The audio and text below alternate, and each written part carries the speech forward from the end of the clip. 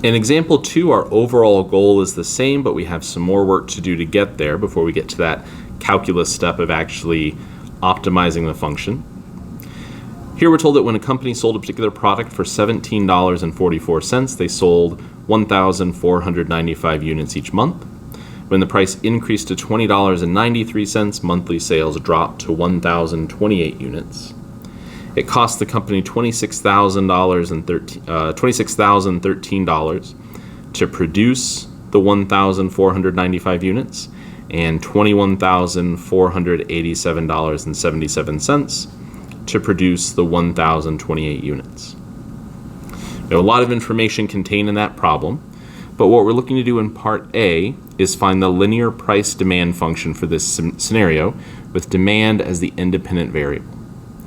That is, we want to construct coordinate pairs of the form x, comma p to construct a price demand function.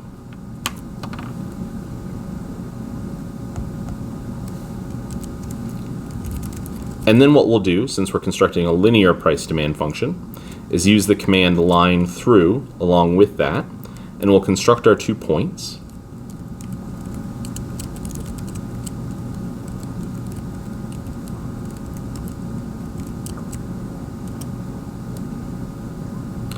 And we get our resulting price demand function, which we'll rewrite as p of x, lowercase p of x, is equal to negative 0.0075x plus 28.6125.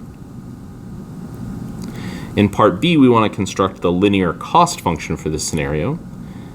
Now what we'll need is x, the demand or production level, and then our y value will be our total costs. So jumping back to Symbolab, we'll set up something similar where we construct a line through 2 points.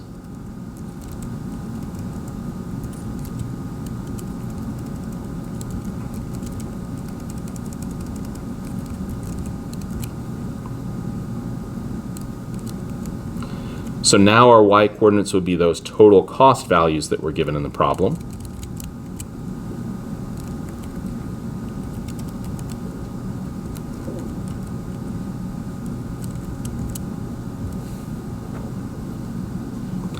And we generate this total cost function, which we'll rewrite as capital C of x is equal to 9.69x plus 11,526.45. In part C, we want to find the revenue function, where capital R of x is x times our price demand function. So we'll get negative 0.0075x squared plus 28.6125 times x. Now that we have our revenue and cost functions constructed, we can find our profit function just like we did in example 1. And our profit function will end up being negative 0.0075x squared plus 18.9225x minus 11,526.45. So the steps in parts A through D, we're just getting the profit function constructed so that now in part E, we can actually look at optimizing the profit. So we want to optimize the profit function and find the optimized function value. Since we're looking to optimize something, whether we're looking for a minimum or a maximum, we'll use that extreme values command. And since we're optimizing our profit function, we'll input that.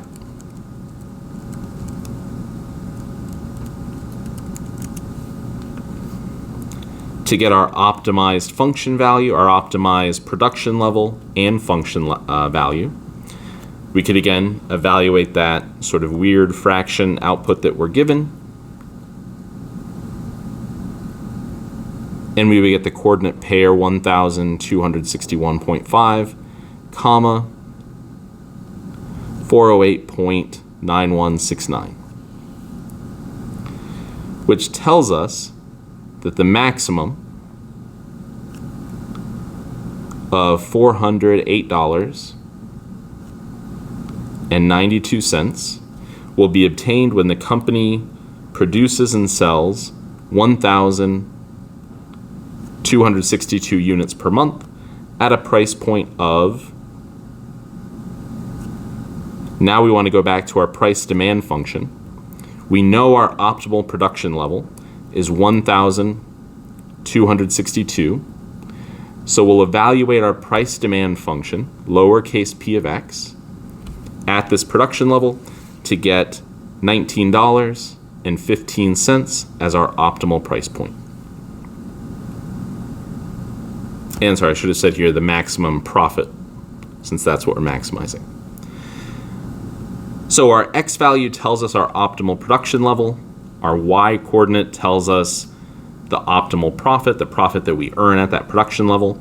And we can take that production level and plug it back into a price demand function to determine the price point that we would charge to yield that demand and total profit.